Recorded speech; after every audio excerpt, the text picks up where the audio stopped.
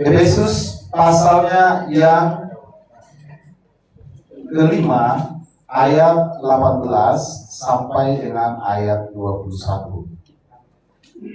Demikian firman Tuhan, saya baca yang bernomor genap, Bapak Ibu baca yang bernomor ganjil.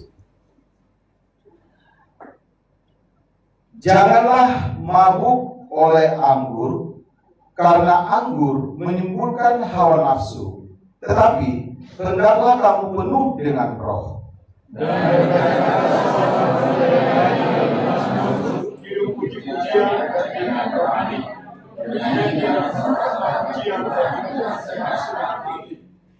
Ucaplah syukur senantiasa atas segala sesuatu dalam nama Tuhan kita Yesus Kristus kepada Allah dan Bapa kita.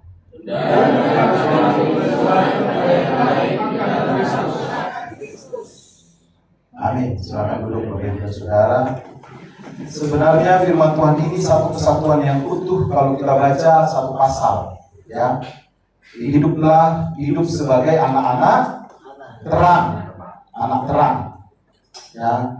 Tetapi penetapannya adalah difokuskan kepada ayat 18 sampai 21. Temanya adalah hidup dipimpin oleh Roh Kudus, seperti dalam flyer, ya. Hidup itu foto waktu saya masih muda, ya. Sekarang sudah tetap muda. Ya, Bapak Ibu dan Saudara, pada zaman sekarang banyak orang ingin hidupnya berhasil. Siapa di sini yang tidak ingin berhasil? Angkat kaki. Tidak ada. Semua kita ingin berhasil. Tidak ada. Tidak ada yang mau gagal. Tidak ada toh? Tidak ada. Namun seringkali manusia dipimpin oleh apa? Keinginan diri sendiri, ya. Pengaruh lingkungan. Pergaulan yang buruk akan merusak kebiasaan yang baik. Ini pengaruh itu juga, lingkungan itu juga sangat berpengaruh. Kemudian yang lebih paling luar biasa yang mempengaruhi seseorang gagal dalam keberhasilan adalah kedagingan. Hidup dalam kedagingan. Akibatnya hidupnya akan menjadi kacau dan jauh dari kehendak Tuhan. Jadi kalau saudara, hidup saudara kacau sekarang, tanya dirimu, jangan tanya Tuhan. Ya kan? Tuntas tidak pertobatanmu? Sudah bertobat tidak secara sejati? Nah, seorang supir, ya, Pak Gembala supir, ya, mungkin Pak Robi juga supir, saya juga supir kalau dalam keluarga, ya, kemudian sering juga bawa mahasiswa. Tapi seorang supir ketika mengendarai kendaraan di daerah pegunungan, saya pernah juga bawa mobil daerah pegunungan.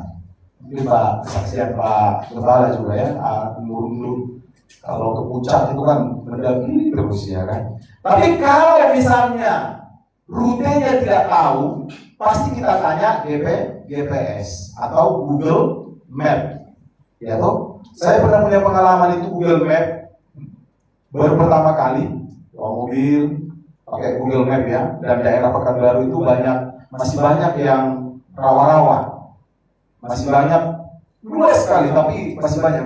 Jadi Google Map ini Namburu ini bilang begini, ke kanan lurus 500 meter, jalan terus 200 meter ke depan, belok kanan.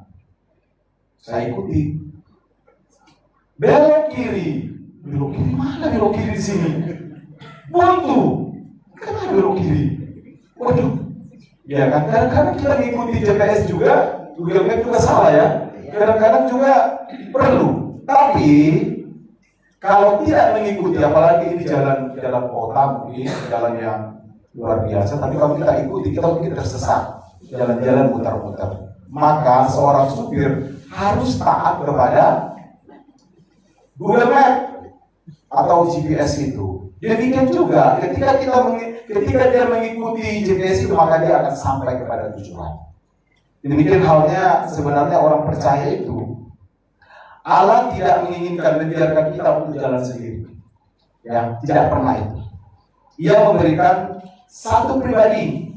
Ketika dia naik ke surga, Yesus Kristus naik ke surga, dia mempersiapkan para muridnya di satu tempat. Dan mereka tidak dibiarkan, tidak boleh pergi kemana-mana. Karena ada satu pribadi yang akan hadir di tengah-tengah mereka. Yesus naik ke surga bukan berarti segala-galanya berakhir. Tidak sungguh-sungguh ditinggalkan. Karena pribadi yang menggantikan, boleh dikatakan menggantikan posisi untuk menolong, menghibur itu adalah pribadi Roh Kudus. Jadi para murid pada waktu itu, mereka tidak akan punya power, punya kuasa, keberanian untuk pergi kemana-mana. Karena kita tahu kondisi pada waktu itu, mereka dalam ancaman yang besar. Mereka adalah pengikut Kristus yang dikejar-kejar oleh prajurit Romawi, bahkan orang-orang yang tidak percaya kepada Tuhan Yesus.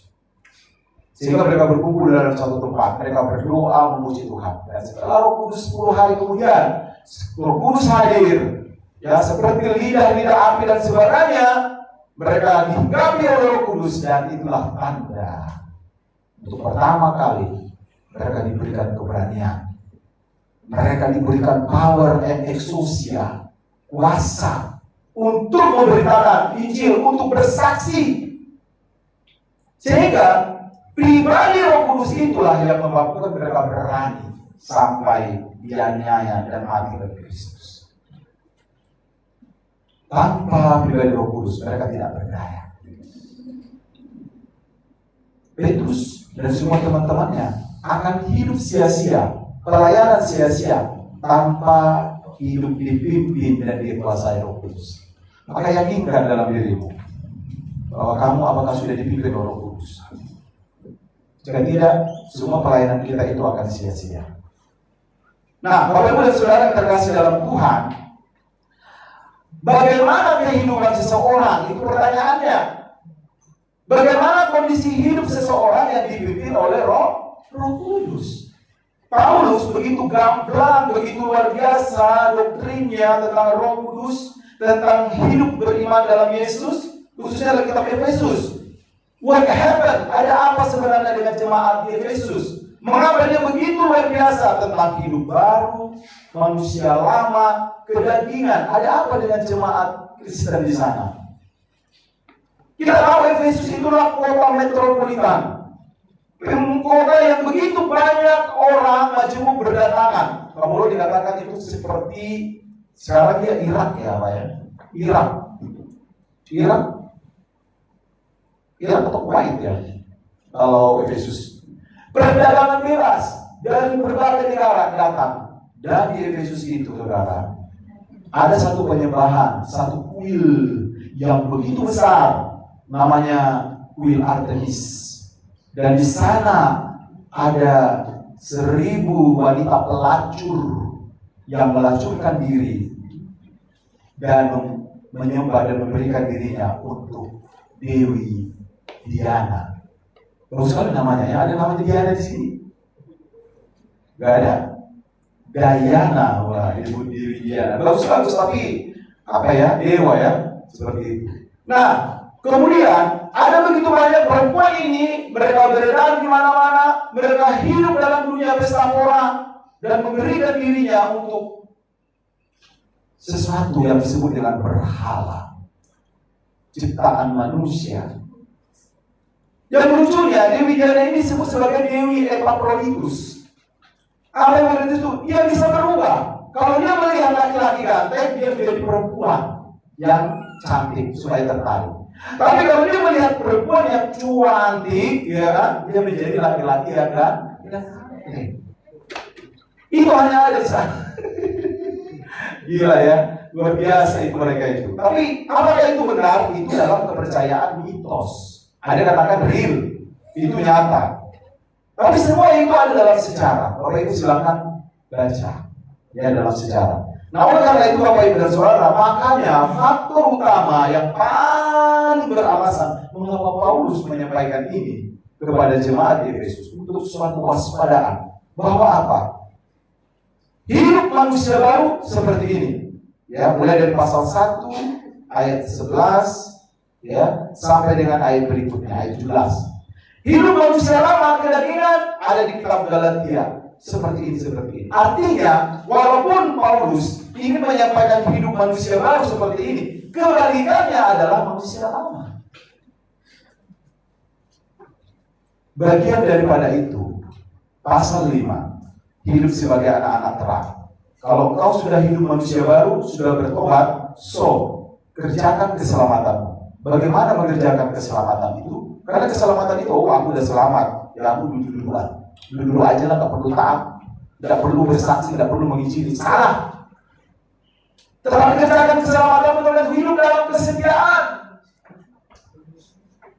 memberitakan Injil lewat kesaksian hidup, teladan dan perkataan.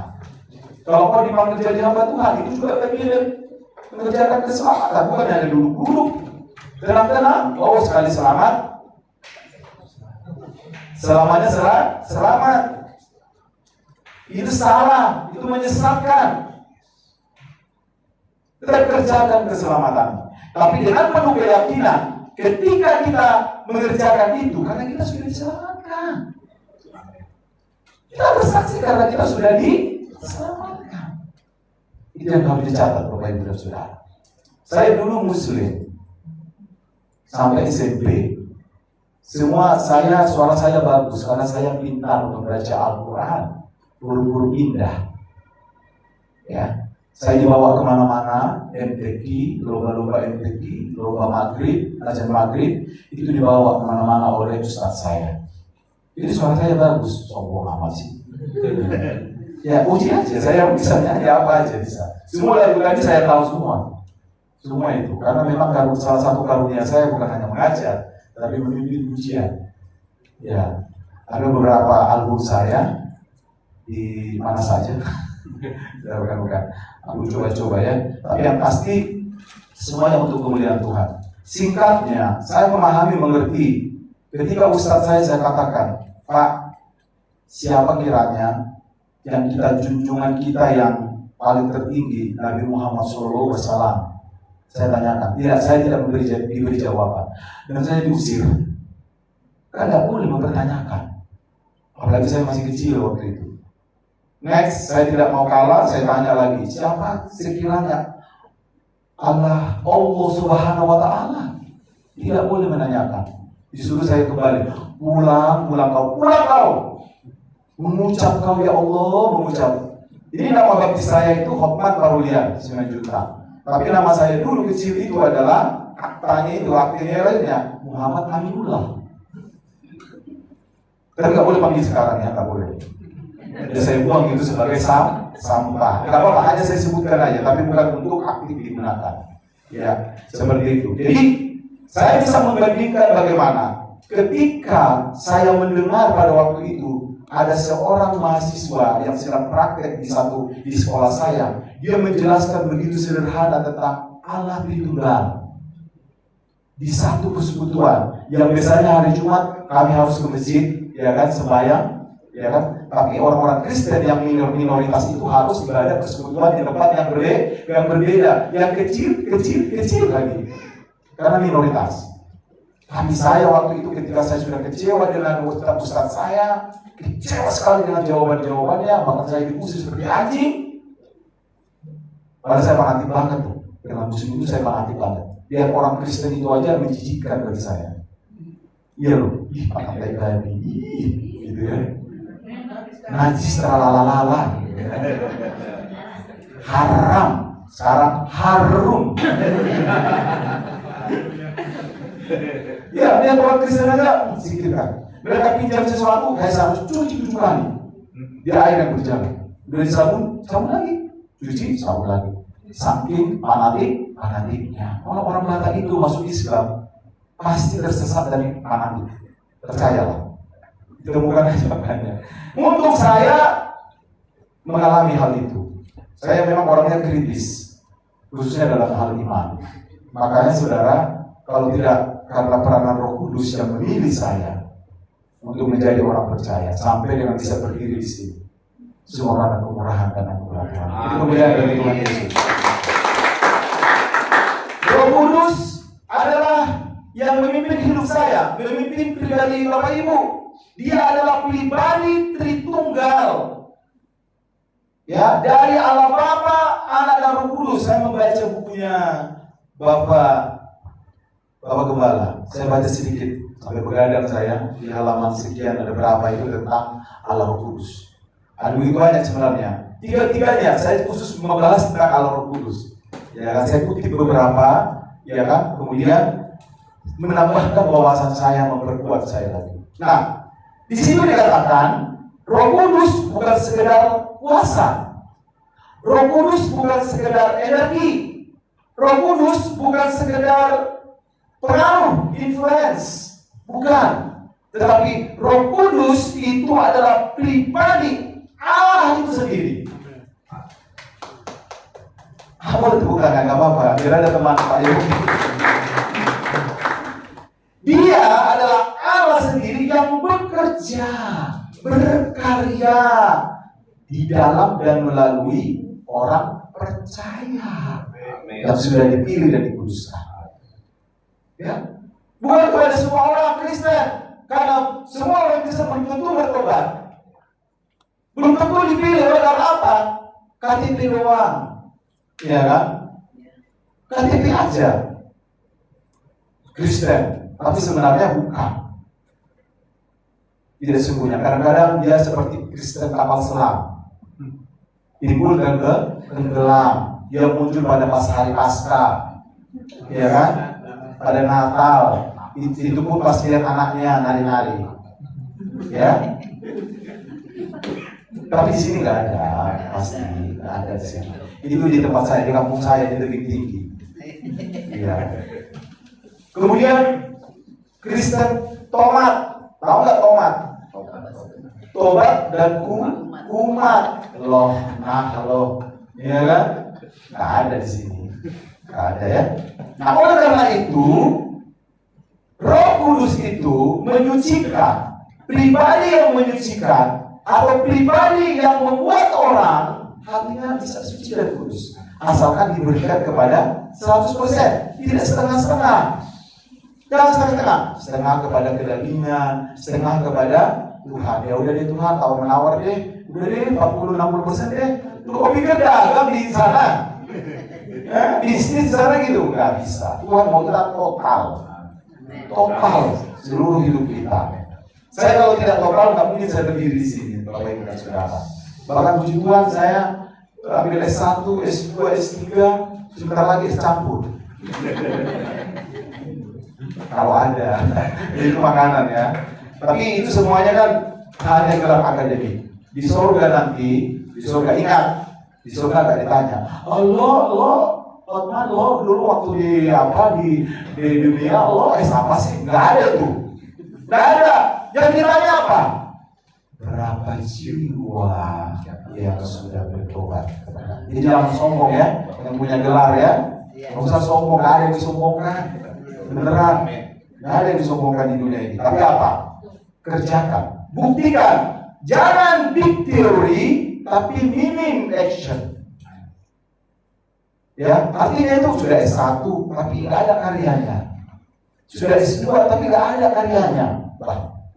Harus ada karyanya, kita berkarya. Walaupun mungkin kecil di mata orang, tapi ingat, apapun yang kita lakukan, tidak ada yang sia-sia.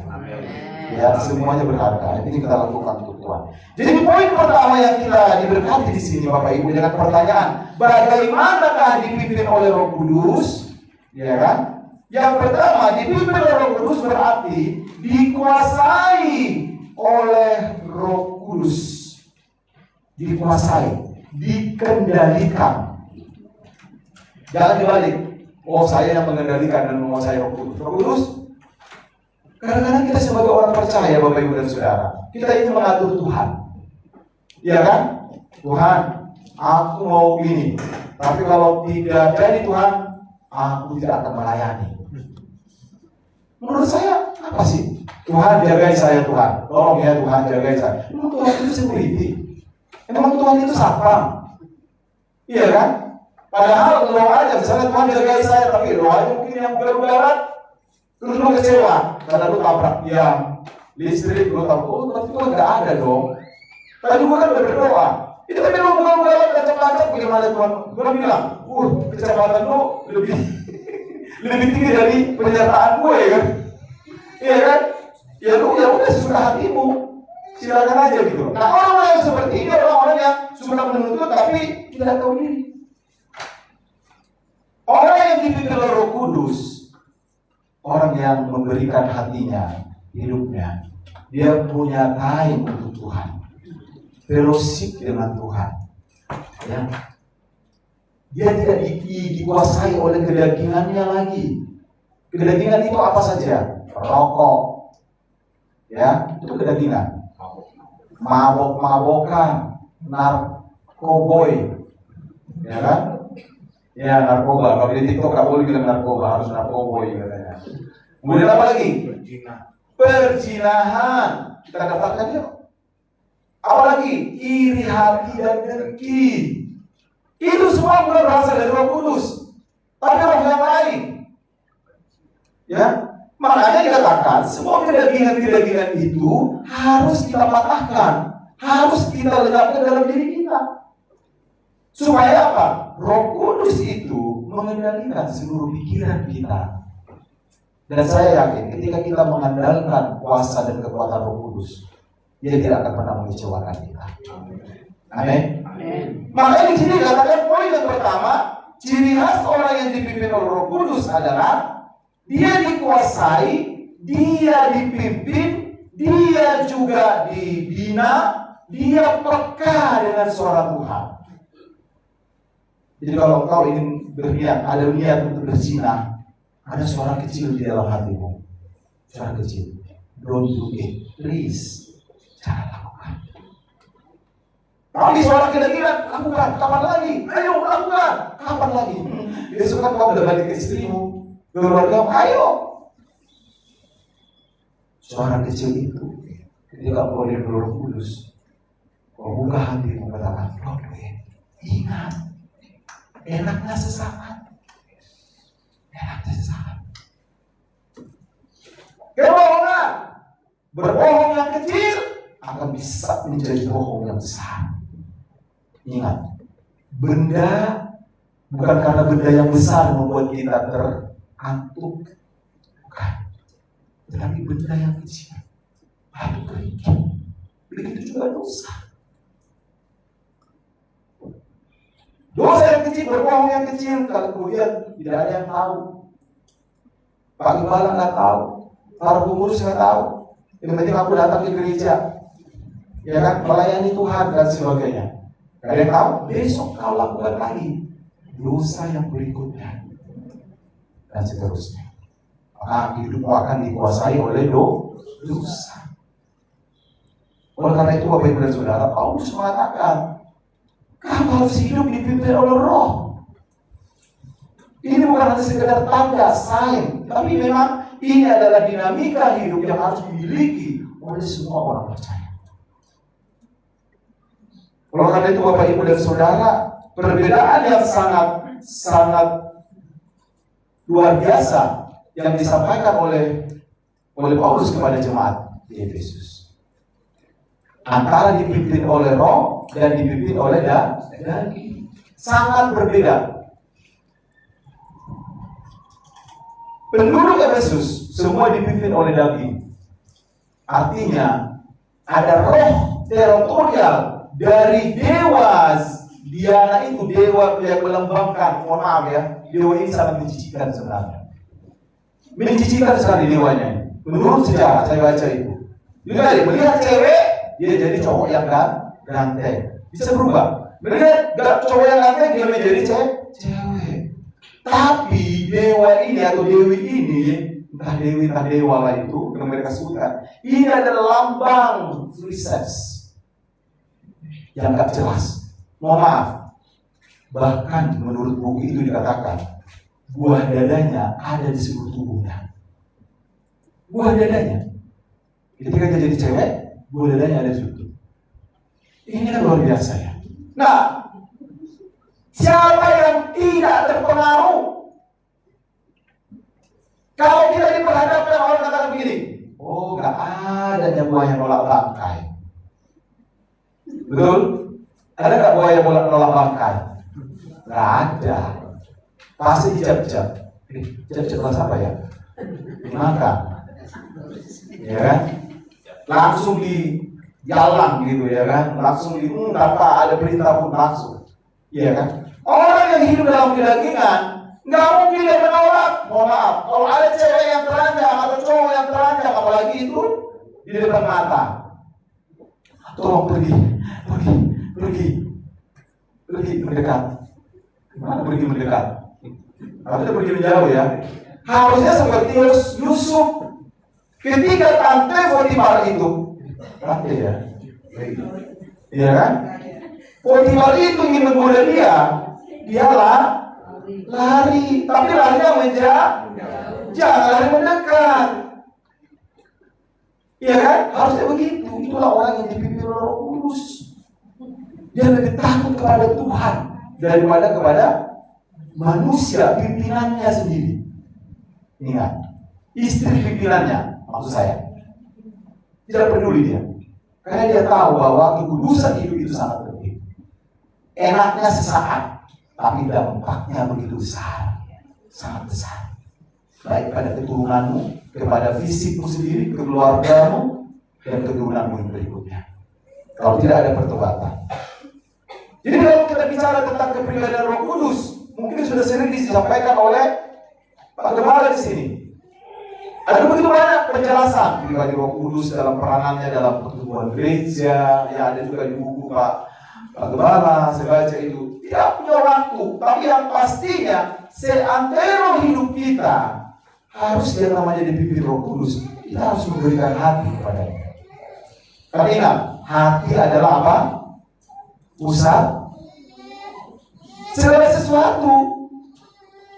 Iya kan, kehidupan kita, kata Amsal itu, hati yang paling penting. Makanya ada lagu, ku berikan hatiku dan jiwaku, semuanya bagimu di dalam hidupku, di setiap waktu nyatakan jalanmu. Ini yang pertama Bapak Ibu. Tanda hidup orang yang dipimpin oleh Roh Kudus adalah dia mau bersedia segenap hati dan hidupnya tiap hari, every time, every moment, every situation dalam hidupnya dipimpin dan dibimbing, dikendalikan oleh Roh Kudus. Walaupun dia suara kecil dalam hatimu, kalau itu hal yang baik, itu pasti suara Roh Kudus. Maka mulai dari sekarang, ujilah itu, dan bekalah. Bagian yang kedua, kita lihat ayat yang ke-19.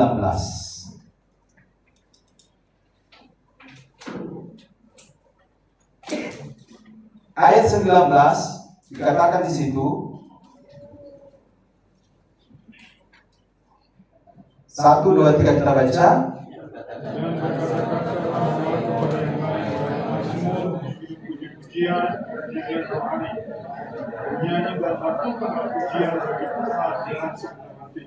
Ya, dipimpin oleh Roh Kudus itu artinya hidupnya penuh dengan pujian, bukan sumut-sumut, marbete-bete.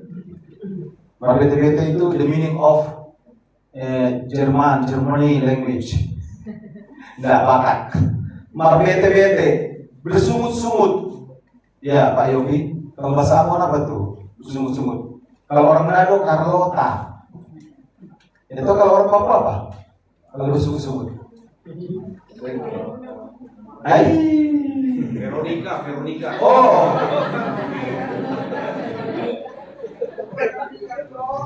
Nanti ya, kalau diundang khotbah lagi saya khotbah tentang mau kenal Veronica toh. Iya kan? Terkenal dia ya. Kalau Veronica yang mana ini ya kan? Sudah ada jawabannya loh. Ya, kalau kenal Veronica kok. Ya, nanti kita sambung ya pada sesi berikutnya. Bapak Ibu dan Saudara yang terkasih dalam Tuhan, kalau kita lihat yang kedua ini berbicara tentang pimpinan Roh Kudus dalam hidup orang percaya menghasilkan hati yang selalu memuji Tuhan.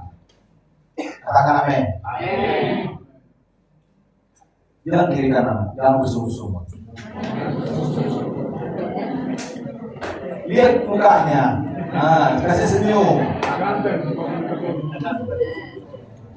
Allah, nggak percaya saya. Sebentar digotil ho, dicubit kau bentar, difitnah sedikit. Apa kau? Hah? Apa? Langsung gitu, langsung drama. Ya kan drama ya. Tapi nggak di sini, ini di Bekasi. Kami diajarkan dulu begini Pak Gembala. Kau dihina atau difitnah, katakan terima kasih ya. Pokok doang apa? Bayangkan, wawalan, gila kau. Ini. Difitnah tuh, dibilang semua bumi binatang. Tapi kita harus paksa bilang terima kasih ya. Pokok doanya supaya kami doakan. Siapa malah tahan? Boleh orang tahan? Mana ada? Apa kau bilang? Bukan kurang lokor. Lempar kau gitu loh. Mana ada orang apa? Mana? Coba masih pancing. Oh, lu jual, gua beli. Lu gue. Iya kan? Coba deh. Mana ada? Tapi ini firman Tuhan. Iya kan? Orang yang dipimpin Roh Kudus menghasilkan hati yang penuh memuji Tuhan, bukan memuji yang lain. Ngomong Veronica, kok itu pujian untuk siapa? Lagu-lagu pujian firman Tuhan di Kristen nggak hafal semua. Tapi kalau kenal Veronica, kok hafal? Bukannya itu. Oh, langsung hafal ya, dipraktekin lagi. Masuk di TikTok, wow. Iya kan? Kalau lagu hormat, mana teksnya? Teksnya dulu. Hello.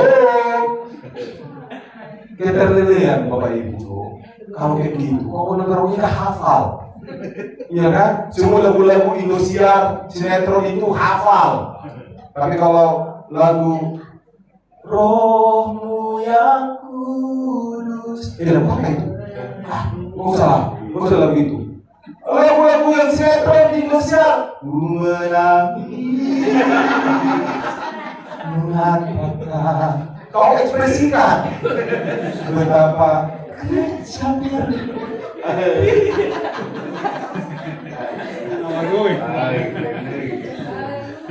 Jangan gitu ya Bapak Ibu ya. Jangan lagi gitu. Anak-anak muda, lagi ada lagu yang bagus tuh. Lagu yang bagus itu lagu yang baru itu, lagunya si Mahalini bukan? Sia-sia. Lagunya sia-sia. 99. Ada lagu satu orang berpacaran. Tidak apa-apa lah Pak. Kenapa? Lagu apa? Jadikan aku yang kedua, buatlah diriku ayah. Kau mau dijadikan yang kedua? Yang penting Pak, kan lagunya tren. Ya jadikan yang kedua, yang pertama aja belum tentu bahagia. Apalagi yang kedua. Iya kan? Lagu bertobat kok pemuda-pemuda. Ya kan? Lagu-lagu yang begituan, gak aji, gak ada di surga itu. Gak ada. Lagu-lagu di surga nanti sudah disusun Tuhan sama liturginya. Yang pastinya semua lagu rohani pasti kita nyanyikan. Ya kan? Apakah termasuk lagu-lagu tadi yang tadi? Kita nggak tahu, kan belum pernah ada yang ke surga. Walaupun ada isu ada yang turun naik ke surga. Saya tidak mempercayai itu. Ya, nggak apa-apa, itu terserah dia. Tapi yang pasti lagu-lagu rohani loh, ketika hatimu berduka, itu bergumulan. Ya Tuhan, tiap jam memerlukanmu. Saat kau cuci piring, engkau jangan percaya dirinya. Engkau yang jangan. Itu bukan dipimpin Roh Kudus, itu roh yang lain. Ya kan? Apalagi kalau pimpin orang. Ada lagu yang lain. Ku percaya janjimu ajaib. Ya kan? Apa? Terukir jalan ke Ya kan? Kayak gitu loh. Lagunya kayak gitu, lagu-lagu lama juga bisa. Jangan ku menangis. Apa lagi lagu-lagu dunia yang sering? Nasibku lah, nasibku makahe. Kenapa lagu gak lahir di Amerika biar kaya? Belum tahu kok di Amerika juga tidak ada orang miskin. Ya kan? Kenapa lagu gak lahir di Jerman? Gak usah sesali hidupmu. Tidak perlu orang yang dipimpin oleh Roh Kudus. Hatinya penuh dengan ucapan Tuhan, tidak penuh dengan puji-pujian kepada Tuhan. Tidak ada yang berbeda-beda. Tidak ada bersungut-sungut. Itu saya kok bersungut-sungut bilang. Tidak ada waktuku bilang bukan sama iblis ya. Bilang sama dirimu sendiri. Ketika ada pergumulan, ketika ada yang tidak sesuai dengan ekspektasi, katakan, aku nggak punya waktu untuk bersungut-sungut. Bilang diri kanan. Mari kita bersungut-sungut.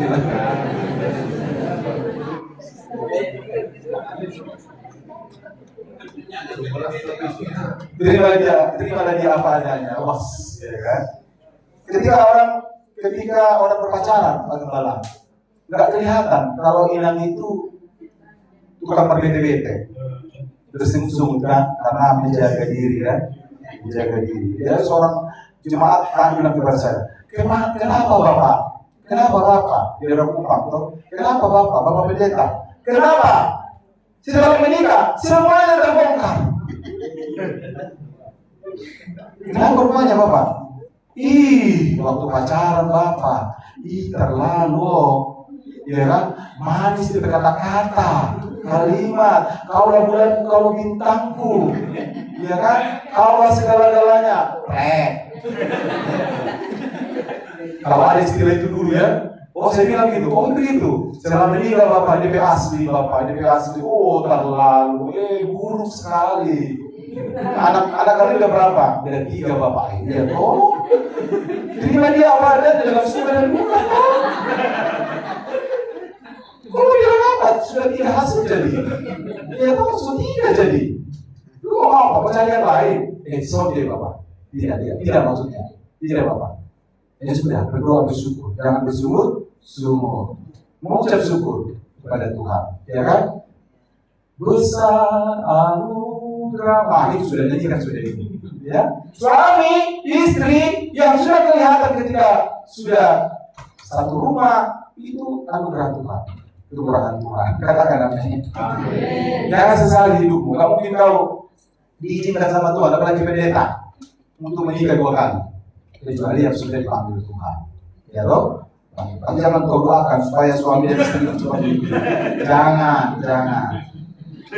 Sekalipun firman Tuhan katakan dalam kitab Injil, sekalipun kau menikah 2 kali karena istrimu sudah meninggal 2 atau 3 kali, yang di surga itu yang dipejabat namanya. Di aku itu yang istri yang pertama. Ya, bukan istri yang kedua, ketiga, dan juga apalagi istri yang nggak kelihatan.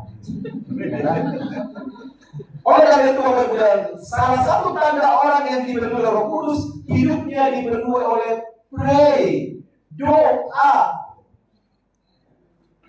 Bapak Ibu. Jangan kau bersungut, tapi doamu jangan mengancam Tuhan. Jangan pula kau ancam Tuhan. Memang lu siapa? Kau ancam Tuhan. Kita ini ciptaan, bukan pencipta. Harusnya kita yang digantung di kayu salib karena dosa dan pelanggaran kita. Harusnya kita yang ada penghuni neraka. Mungkin saya nomor 1 dengan masa lalu saya. Semua dosa sudah saya lakukan dulu, bukan sekarang. Semua dosa, tidak ada yang tidak. Tapi karena anugerahnya menarik saya, membawa saya untuk menikmati.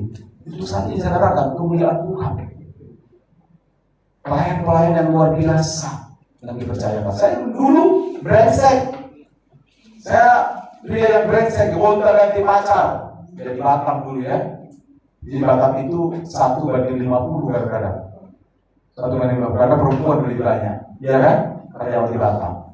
Kalau dalam perusahaan 500 karyawan, laki-laki untuk maintenance dan teknisi itu aja. Paling angkat-angkat palet, supir dan sebagainya. 1:100.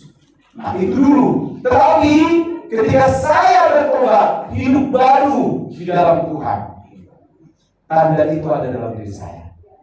Ya kan? dipenuhi oleh Roh Kudus, berdoa. Bukan pernah saya salah paham. Dalam berdoa aja kita terus dosa kerja.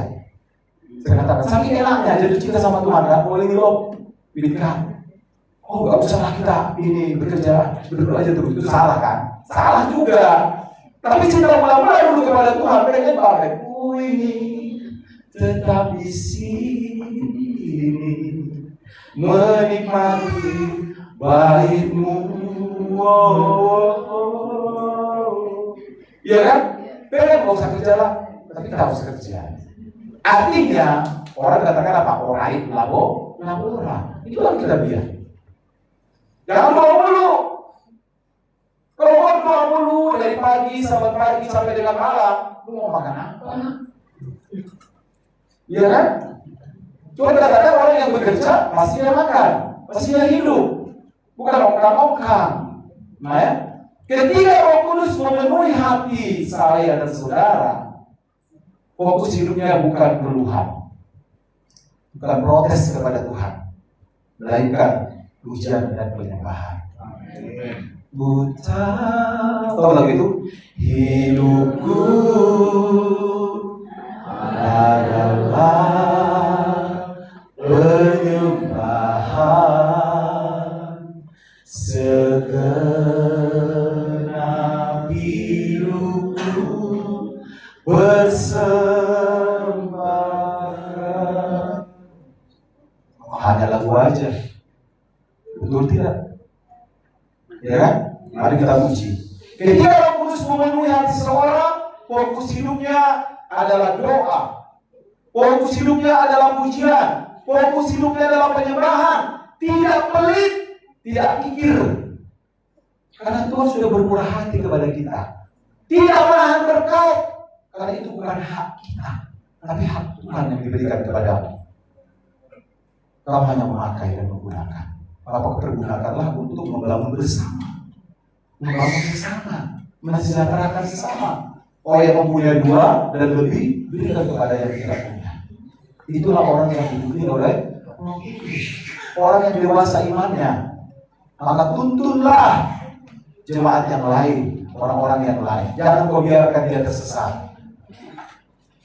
2 orang bekerja dengan masalah yang sama, pasti berbeda. Yang pertama terus mengeluh, menyalahkan Yesus, tetapi orang yang kedua berdoa memuji Tuhan, sehingga ketika dia menghadapi masalah itu dengan perspektif yang berbeda, masalah itu pun bisa diatasi dengan tenang. Tapi orang yang sudah mengeluh, dia akan berputar-putar kepada masalah.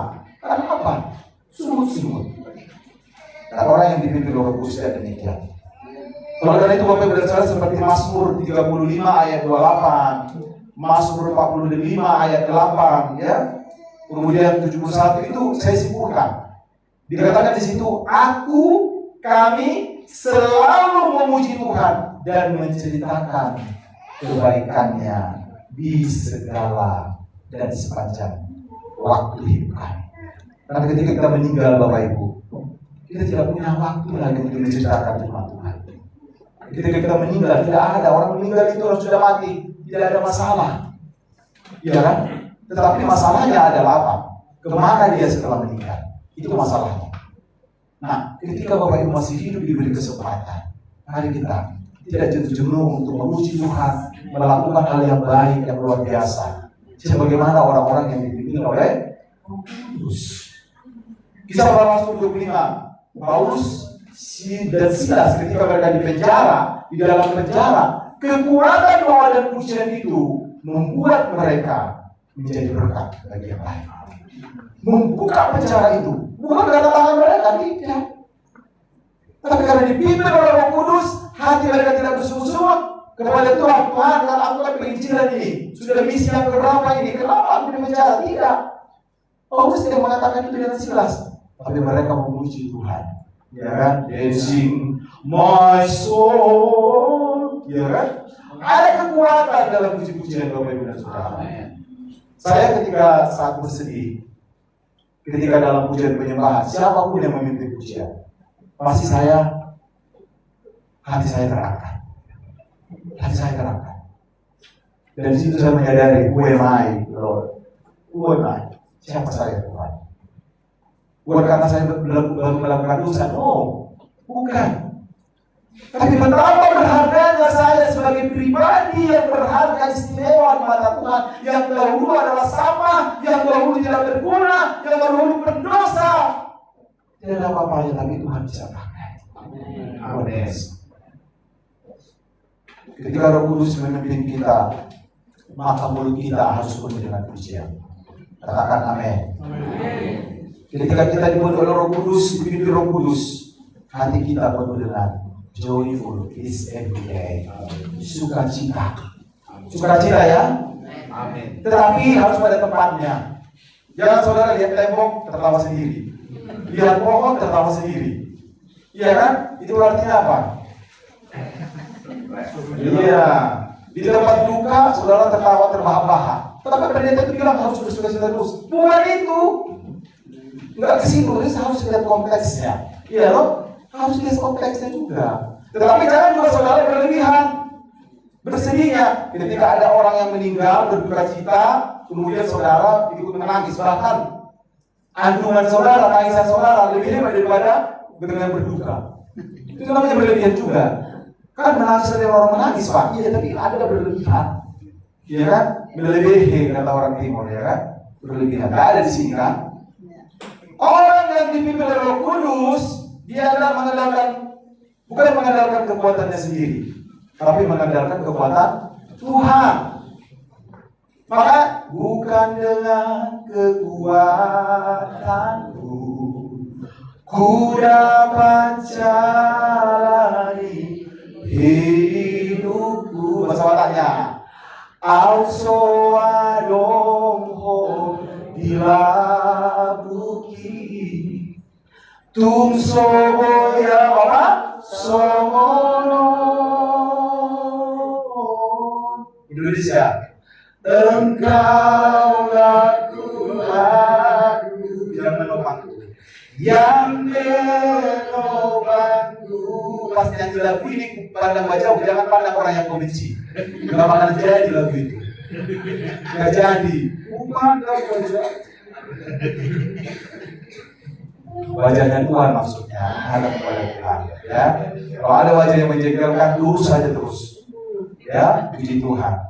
Nanti kita nyanyikan di rumah masing-masing ya. Yang ketiga, yang terakhir Bapak Ibu dan Saudara, dipimpin oleh Roh Kudus menghasilkan ucapan syukur dan apa? Kerendahan hati.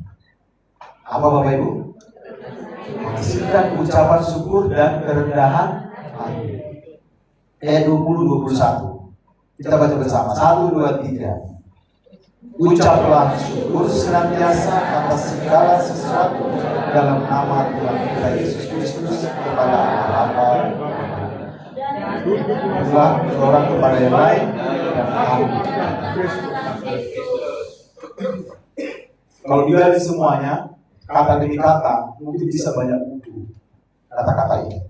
Ya, apalagi pakai bahasa teks asli, bahasa Ibrani, bahasa Inggris dengan semua terjemahan versi-versinya itu tidak cukup 2 jam untuk berkhotbah, Bapak Ibu dan Saudara. Tetapi yang saya mau sampaikan di sini ayat 20, ucaplah syukur senantiasa atas segala sesuatu dan rendahkanlah dirimu seorang kepada yang lain di dalam takut akan Tuhan. Paulus dalam orang yang hidupnya dipimpin Roh Kudus dikatakannya kepada jemaat di Efesus adalah tidak hanya rajin beribadah, pergi ke pertemuan-pertemuan. Tidak. Apakah salah rajin beribadah? Tidak, saya katakan tidak salah. Itu benar. Dan itu kewajiban kita sebagai orang yang sudah diselamatkan dalam peroleh keselamatan dari Tuhan. Ya, bukan akan diselamatkan. Maka saudara rajin beribadah, no. Bukan. Kita sudah diselamatkan. Dan sudah ada kepastian keselamatan. Kalau dipanggil Tuhan pun hari ini, I believe, aku pasti berada di surga. Katakan amin. Bukan insya Allah. Bukan mudah-mudahan. Pasti. Tapi kata pasti pun jangan dipermainkan. dibuat murahan sehingga saudara malas bersaksi, malas beribadah, akan pasti. Seperti yang saya katakan dari awal. Tapi Paulus ingin mengatakan bahwa orang yang dipimpin oleh Roh Kudus tidak hanya rajin dalam pertemuan-pertemuan ibadah, tetapi dia juga memiliki karakter Kristus. Ya, kalau ada dalam satu itu, saya punya motto itu Bapak Ibu, berkompetensi profesional secara akademik, tetapi berkarakter Kristus. Itu dua-duanya balance. Tidak ada yang ditonjolkan, ada keseimbangan di situ. Malah lebih baik yang nomor dua, berkarakter Kristus. Orang yang berkarakter Kristus pasti dia berkompetensi profesional. Ya, pasti itu. Hidup dalam ucapan syukur, bersyukur bukan karena semua is everything okay, semuanya baik-baik saja. No. Kalau saudara hanya bersyukur karena semuanya baik-baik saja, orang yang tidak percaya kepada Kristus pun melakukannya. Tetapi apa pencirimu? Apa karaktermu Bapak Ibu dan Saudara? Tapi ketika kita tidak baik-baik saja, ekonomi kita tidak baik-baik saja, ada fail, ada kegagalan dalam rencana kita, ada kegagalan dalam situasi, tapi kita tetap mengucap syukur. Ada sakit penyakit, sakit gula, asam urat, apalagi kolesterol dan lain sebagainya. Thank you Tuhan. Terima kasih Tuhan untuk penyakit ini. Pernah nggak Bapak Ibu mengatakan itu kepada Tuhan? Pernah nggak? Ketika dokter mendiagnosa asam urat tinggi sekali, 10 misalnya, harusnya 7 kalau untuk laki-laki, ya kan? Itulah kan, datang ibunya. Itulah kan, makanya apa itu, saksang itu. Minum kopi kalau tulus, itulah bagianmu. Harusnya mengucap syukur. Mengucap syukur tahu bukan itu. Mengucap syukur dalam arti ini, terima kasih Tuhan karena melalui penyakit ini saya bisa introspeksi diri. Untung hanya asam urat yang Tuhan izinkan dan tidak lewat dari dunia ini. Saya akan bijak dalam pola makan. Kan gitu kan? Memilih makan, pola hidup. Terima kasih Tuhan. Introspeksi diri. Jangan salahkan Tuhan. Tuhan tidak salah. Lo aja kali dia nggak jamu. Tahu jamu? Jaga mulut. Iya. Iya, kok jamu jaga mulut? Iya. Akhirnya apa? Semua penyakit datang. Tengah malam pun makan. Padahal umur sudah 40, 45, 50, ya kan? Tapi karena selera. Jemaat itu sebenarnya di beberapa tempat sayang banget sama pendeta. Sayang banget. Sayang sekali. Jadi ketika berkunjung jam 7 malam, selesai jam 7, jam 9, selesai doa dan jam 10. Sudah disiapkan semua menu jam 10 malam. Yang mulai dari daging dan lain sebagainya. Ini sayang sekali jemaatnya sama pendetanya ya. Sayang. Tetapi akhirnya apa? Dampaknya apa? Besok pagi nggak bisa bangun karena asam urat, kumat dan sebagainya. Dan jemaat juga harus ini dong. Jangan tengah malam ya udah lantangin aja suruh bawa. Lo mah terlaluan loh, gitu ya. Tapi yang paling sayang sama jemaat, iya. Jangan mancing-mancing, pendeta juga manusia. Iya loh. Kalau sudah ada saksan, nani arsik, nani urat, nani apa di sini, nana semuanya. Ya kan, nah bisa nih gomak ada di situ. Walaupun jam 10 malam, gomaknya kau. Iya kan? Tolonglah, ada ciri khas orang Batak itu namanya mie gomak, enak kali itu Pak Yogi. Itu berapa udah makan ya Pak? Kalau nanti dibuatkan ibu gembala. Iya kan? Bapeda. Oh saking sayang sama Bapak Gembala. Bapak Gembala ini sudah 11 malam, makan bapeda sudah ini. Iya kan? Jangan kasih berbungkus Jo. Orang Batak bilang marpalastik ya. Ya, yang tertawa buat pengalamannya. Saya pernah ke Sidikalang. Saya kira waktu kecil itu mama saya bawa saya ke pesta, dia selalu bawa plastik. Untuk apa ini mama? Tenang aja, katanya gitu. Ambil plastik belum berdoa. Belum masuk ke plastik. Hei, bawa sini lo. Oh lewat kan ya? Kenapa tadi lewat sini deh katanya. Sini lah. satu dosa. Setelah saya jadi hamba Tuhan, iya kan? Saya bawa mahasiswa, saya diundang pada pesta pernikahan. Pertama Batu Pol, orang Batak di sini kalah. Saya kira sudah berubah semuanya. Ternyata tradisi ini dari generasi ke generasi. Nggak mau tiba. Iya, Bapak Ibu, aku tidak heran. Kayak apa ya? Kok ini aku bendera loh, di depan mata aku kau bungkusi saksang, kau bungkusi nasi, gitu, di depan mata aku. Aduh, datang lagi mahasiswa ini orang Ambon. Bapak, aku dibilang bobrok sama Minang itu. Kenapa? Kalau mau plastik, buruk kali kau.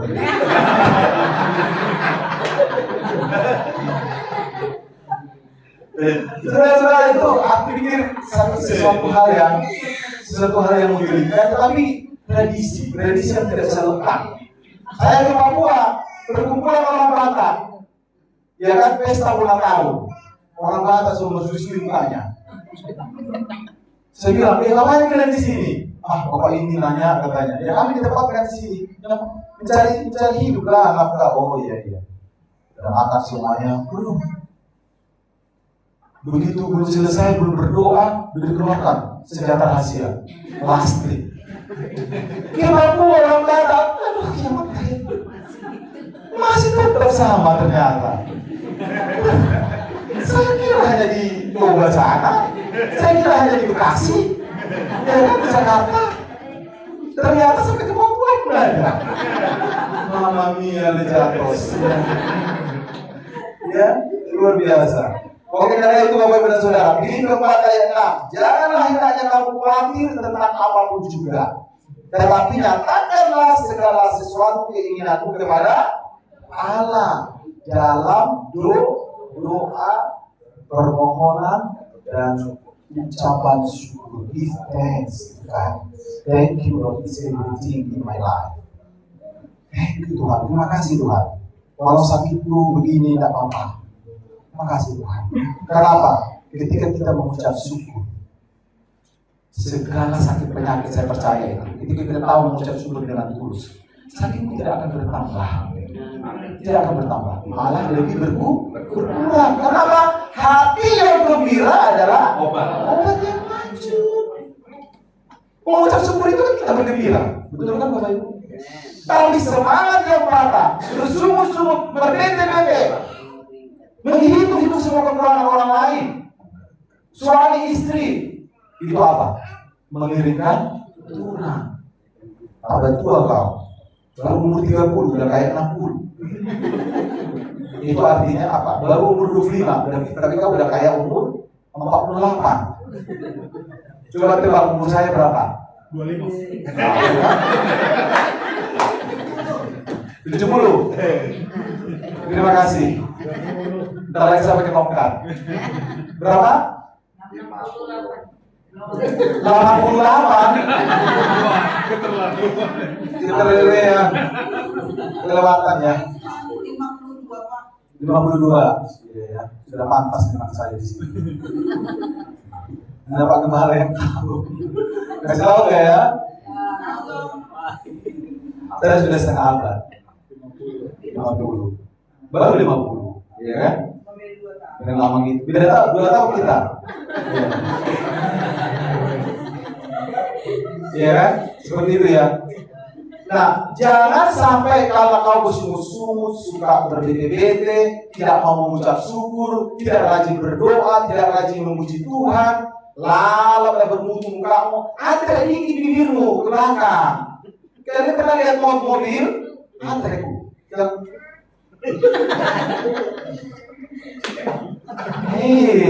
Antre kan dikit, kasih senyum, iya kan? Nanti sampai mundur ya, antara itu mundur kan dikit. Kalau senyum kan mundur kan? Jangan sampai nanti orang bilang, oh bimoli. Apa itu? Bibir monyong 5 inci. Aduh, janganlah. Orang yang dibimbing Roh Kudus, sekalipun orang bilang dia bimoli, tapi dia tetap antre. Balik kiri kanan, kasih senyum yang terbaik. Nah, senyum. Senyum dong. Oh, anak ini. Iya. Jangan hanya waktu muda saja ya Bapak, senyum ke istri ya. Kapan terakhir Bapak, ada Bapak di sana, bilang sama Ibu, aku mencintai. Kapan? Kapan terakhir? Belum lama. Berarti 5 tahun yang lalu. Itu karena Bapak dipuji, itu Bapak ini kan banget. Seharusnya setiap waktu ada kesempatan, Mama cantik sekali. Aku semakin cinta. Panjang umurnya. Walaupun dia pakai daster, berkomeng-komeng di sininya. Iya, dia kan panjang umurnya Bapak itu, bukan kenal di Bapak ini walaupun sudah harus rambut muka. Panjang umurnya, kenapa? Pasti itu. Tapi kalau sudah ngomong terus saban hari dan semuanya, aduh, ya kan? Ada saatnya. Iyalah, kalau lagi tidur, ngomong nggak apa-apa. Karena begitu ekspresinya, jangan kau ketawa-ketawa begini tidur. Agak lain, ya kan? Tidur kok. Kayaknya dibawa itu ke rumah sakit khusus, ya, khusus senyum. Orang yang dipimpin Roh Kudus bersedia melayani. Jangan hitung-hitungan. Aku nggak mau Pak melayani di sini Pak. Aku nggak mau Pak. Aku menolak ya. Orang yang dipimpin Roh Kudus bersedia mengampuni. Mengampuni. Sudah berapa orang yang sudah kau sakiti? Atau yang sudah menyakitimu? Tidak terhitung ya. Ya, tahu diri dong, ya kan? Maka kalau bahasa karismatiknya itu apa? Tebarkan pengampunan katanya, ya kan? Berikan pengampunan. Artinya itu bukan ditebarkan, artinya, aku mengampuni ya, dadah. Bukan itu maksudnya, bukan. Tapi kamu ketika fellowship dengan Tuhan, Tuhan aku sakit hati kepadanya. Dia sudah membuat aku seperti ini Tuhan. Keluarga aku seperti ini Tuhan. Dia ambil sesuatu yang berharga. Tapi aku datang kepada Tuhan. Aku ampuni dia. Ampuni dia Tuhan. Ya, Tuhan tidak memberikan hak kepada kita untuk mengutuk dan membenci orang lain. Tapi Tuhan memberikan hak kepada kita untuk mengampuni dan mengasihi orang yang menganiaya dan membenci kita. Itu haknya. Hak kita itu 100% harus kita lakukan. Kita harus kerjakan. Susah Pak. Susah Pak, mohon mengampuni Pak. Susah katanya. Susah bukan berarti Anda tidak bisa. Please try more and more. Coba terus. Coba terus. Buta akan menyerah, ya kan? Pada apapun juga, sebelum ku coba semua yang ku bisa, tetapi ku berserah kepada kehendakmu. Hatiku percaya Tuhan punya rencana. Itu punya rencana luar biasa, ya kan? Dan ketika kau mau mengampuni, kalau selama kau mendongkol, selama kau masih menyimpan rapat-rapat dendammu, akar pahitmu, percayalah apa yang kau kerjakan semuanya itu akan sia-sia. Kita terbuka. Bapak Ibu masih mendongkol dan masih akar pahit dengan suami, dengan istri, jangan kau simpan-simpan. Datang kepada Bapak Ibu Kepala, minta dilayani secara pribadi, minta dikonseling. Karena untuk penyakit ini, mulai dari kecil sampai dengan orang tua pun masih ada. Oleh karena itu, Bapak Ibu Saudara, mari kita datang kepada Tuhan. Hiduplah dikuasai oleh Roh Kudus. Hiduplah dipimpin oleh Roh Kudus. Jangan dikendalikan oleh yang lain. Apapun keputusan yang engkau ambil, mari kita datang kepada Tuhan. Peka dengan suara Tuhan. Biarlah hidup kita terus menerus dalam kondisi dan situasi apapun menghasilkan pujian, menghasilkan syukur kepada Tuhan, dan sambil kita mempraktekkan dalam kehidupan kita kerendahan hati. Karena orang yang rendah hati adalah orang yang diberkati Tuhan. Tapi orang yang tinggi hati akan mengalami kehancuran. Bagaimana dia mau diberkati Tuhan?